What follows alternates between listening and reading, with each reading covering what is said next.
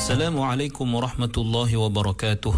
Innal hamdalillah nahmaduhu wa nasta'inuhu wa nastahdihi wa nastaghfiruh wa natubu ilayhi wa natawakkalu alayhi wa na'udzu billahi min shururi anfusina wa min sayyiati a'malina. Man yahdihillahu fahuwal muhtadi wa man yudlil falan tajida lahu waliyyan murshida. Ashhadu an la ilaha illallah wahdahu la sharika lah وأن سيدنا محمدا عبده ورسوله وصفيه من خلقه وحبيبه بلغ الرسالة وأدى الأمانة ونصح الأمة وكشف الغمة وجاهد في الله حق جهاده حتى أتوه اليقين اللهم صل على سيدنا محمد وعلى آله وصحبه وبارك وسلم أما بعد. Muslimin muslimat, sahabat pendengar IKIM yang dirahmati Allah, marilah sama-sama kita rafakkan kesyukuran kehadrat Allah di atas segala nikmat yang Allah Ta'ala kurniakan kepada kita, terutamanya nikmat iman dan Islam. Dan marilah sama-sama kita buktikan kesyukuran kita dengan mentaati segala perintah Allah, melaksanakan segala suruhannya dan menjauhi segala larangannya. Mudah-mudahan Allah Subhanahu wa Ta'ala sentiasa memberikan taufik dan hidayah kepada kita, menerima segala amal ibadah kita, mengampunkan segala dosa, kesalahan dan kesilapan kita, dan mudah-mudahan Allah golongkan kita dalam kalangan hamba-hambanya yang bersyukur. Muslimin muslimat yang dirahmati Allah, kita berada pada ayat yang ke-115 daripada surah Al-Ma'idah. Allah berfirman, A'udzu billahi minasy syaithanir rajim. Qala Allahu inni munazziluha 'alaikum faman yakfur ba'du minkum fa inni u'adzibuhu 'adzaban la u'adzibuhu ahadan minal 'alamin. Yang bermaksud, Allah berfirman, sesungguhnya aku akan menurunkan hidangan itu berulang-ulang kepada kamu.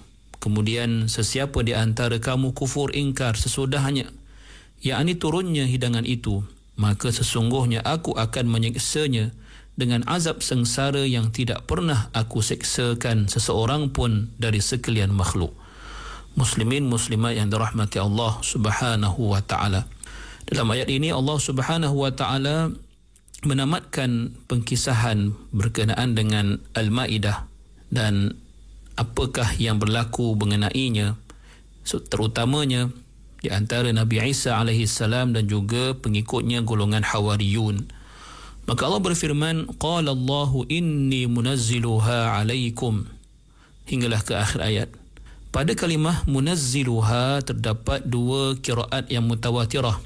Yang pertama dibaca dengan munazziluha daripada kata dasar at-tanzil, kata terbitan at-tanzil, yang mana at-tanzil atau munazziluha membawa maksud ia berlaku secara berulang-ulang kali, seperti mana yang dinyatakan dalam terjemahan tadi, ataupun berlaku secara at-tadrij, secara beransur-ansur, dan itulah antara maksud daripada sirah at-taf'il.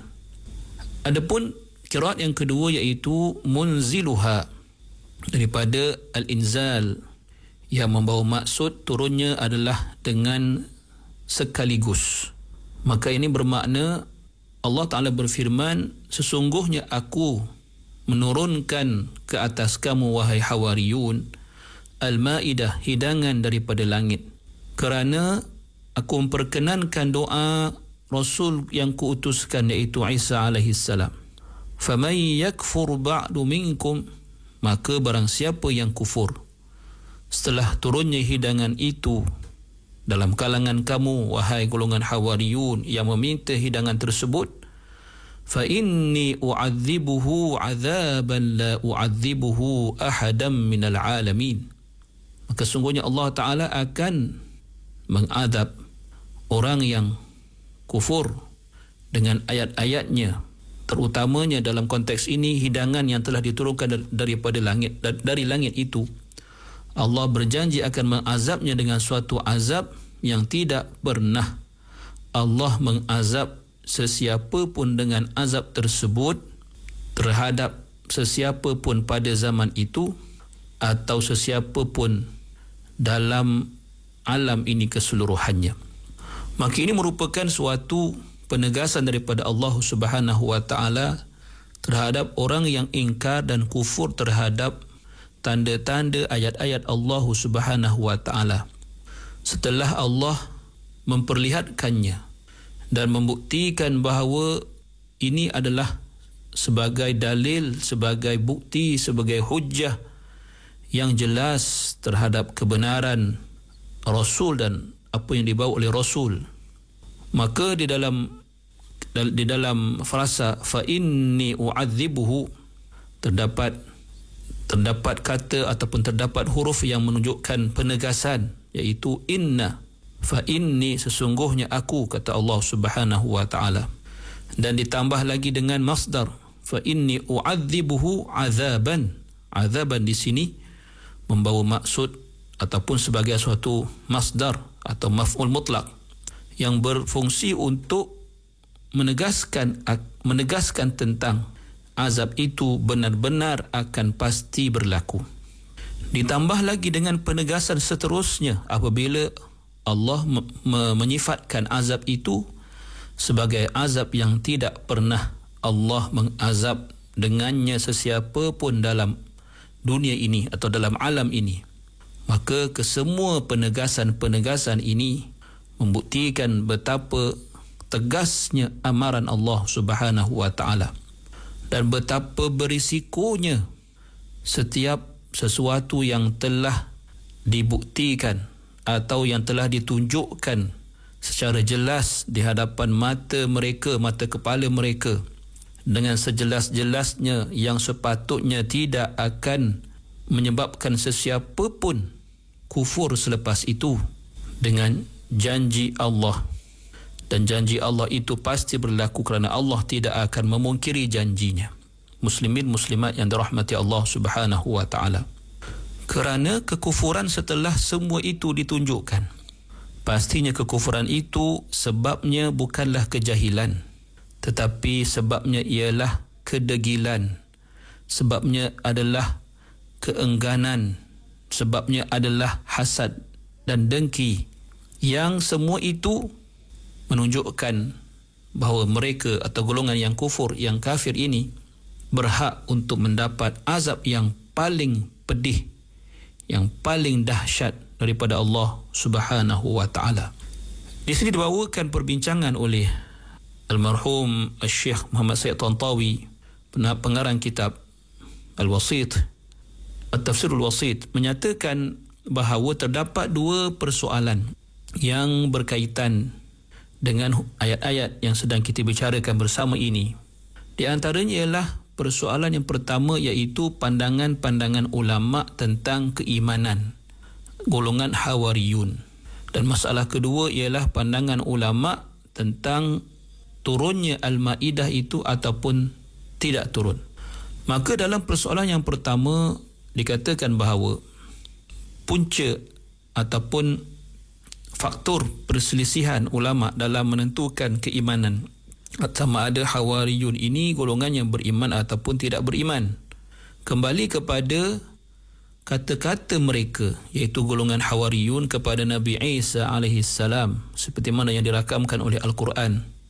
Hal yastati'u rabbuka an yunazzila alaina ma'idatan minas sama'. Adakah Tuhanmu mampu untuk menurunkan ke atas kami hidangan dari langit? Maka permintaan ini atau kata-kata Hawariyun ini seolah-olah menunjukkan keraguan mereka tentang kekuasaan Allah untuk menurunkan hidangan tersebut. Maka sekumpulan ulama di antaranya bahkan diketuai oleh Imam Az-Zamakhsyari dalam tafsirnya Al-Kashaf mengatakan bahawa, berpandangan bahawa golongan Hawariyun ini tidak beriman.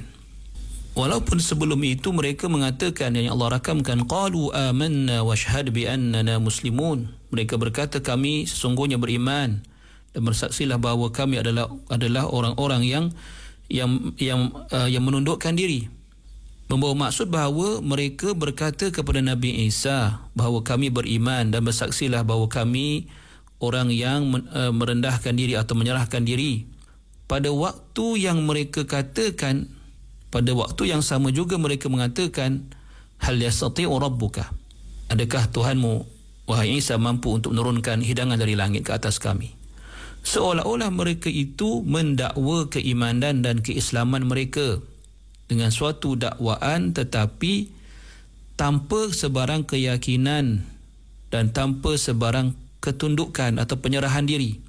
Jika tidak, atau sekiranya mereka benar-benar jujur atau benar dalam dakwaan mereka, mereka tidak akan mengatakan, ataupun mereka sekiranya mereka benar-benar beriman seperti mana yang mereka katakan, mereka tidak akan menyebut ataupun tidak akan bertanya atau meminta tentang ataupun seperti mana yang dirakamkan hal yastati'u rabbuka itu. Dan ini dibuktikan lagi jawapan Nabi Isa selepas itu, qala taqullaha in kuntum mu'minin, bertakwalah kamu kepada Allah sekiranya kamu beriman. Bermaksud sekiranya dakwaan keimanan yang kamu katakan itu benar. Maka ini adalah pandangan Al-Imam Az-Zamakhsyari.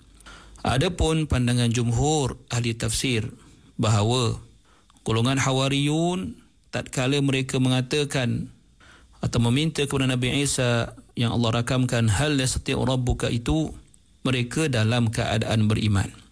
Dan alasannya adalah seperti berikut. Pertama, pada frasa idh qala al-hawariyun, itu pada ayat tersebut tidak berkaitan dengan ayat sebelumnya iaitu qalu amanna.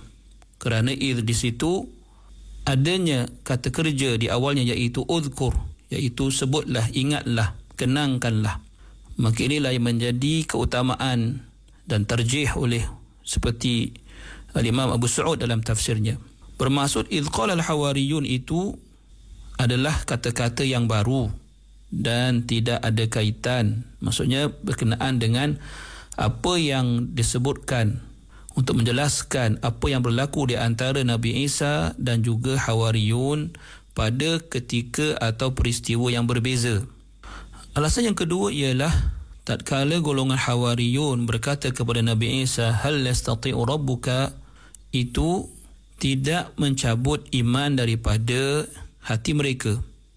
Dan para ulama menyatakan bahawa kata-kata mereka itu bukanlah termasuk dalam bab keraguan tentang qudratullah, tentang kuasa Allah, tetapi ia termasuk dalam konteks ingin menambahkan ketenangan hati, iaitu dengan menggabungkan antara ilmu yang telah diperolehi secara teori dengan ilmu yang dapat dilihat dengan mata kasar, iaitu turunnya hidangan dari langit. Kerana itu disebut di dalam sambungan ayat itu, nuridu an na'kula minha wa tatma'inna qulubuna, kami hendak merasai keberkatan makanan tersebut dan hendak menenangkan hati kami.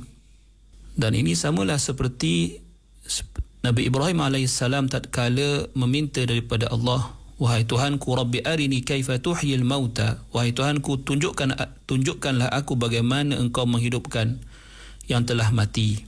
Allah bertanya, qala awalam tu'min, tidakkah engkau beriman? Qala bala walakin liyatma'inna qalbi, ya, bahkan aku beriman, tetapi hendak tujuanku meminta ini adalah untuk menenangkan hatiku. Maka samalah seperti mana yang berlaku kepada golongan Hawariyun ini. Muslimin muslimat yang dirahmati Allah, persoalan kedua ialah pandangan ulama tentang penurunan Al-Ma'idah atau hidangan tersebut. Jumhur ulama mengatakan ia benar-benar turun, dan inilah yang ditarjihkan oleh Imam At-Tabari dalam tafsirnya dan diikuti oleh para ahli mufassir yang lain dan disokong dengan riwayat-riwayat yang membuktikannya. Adapun jika benar-benar turun, maka apakah makanannya? Apakah bentuk makanan dalam hidangan itu? Maka ini diperbahasan oleh ulama secara panjang lebar, walaupun riwayatnya kebanyakannya adalah mempunyai sanad yang dhaif. Maka kesimpulan dikatakan oleh Imam Ibn Jarir bahawa apa yang penting ialah kita boleh katakan di dalam hidangan itu adanya makanan. Mungkin sahaja makanan tersebut berbentuk ikan maupun roti, mungkin juga dalam bentuk buah-buahan syurga, maka tidak membawa apa-apa manfaat untuk kita ketahui dan tidak ada mendatangkan apa-apa mudarat jika tidak kita ketahui.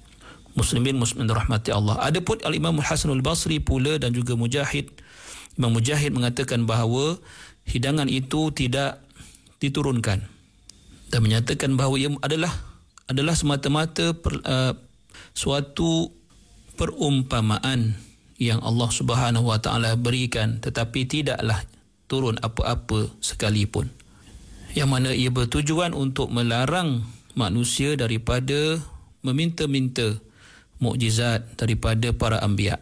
Muslimin muslimat yang dirahmati Allah, mudah-mudahan Allah beri kefahaman kepada kita. Aqulu qawli hadza wa astaghfirullahal azim li wa lakum. Wassalamu alaikum warahmatullahi wabarakatuh.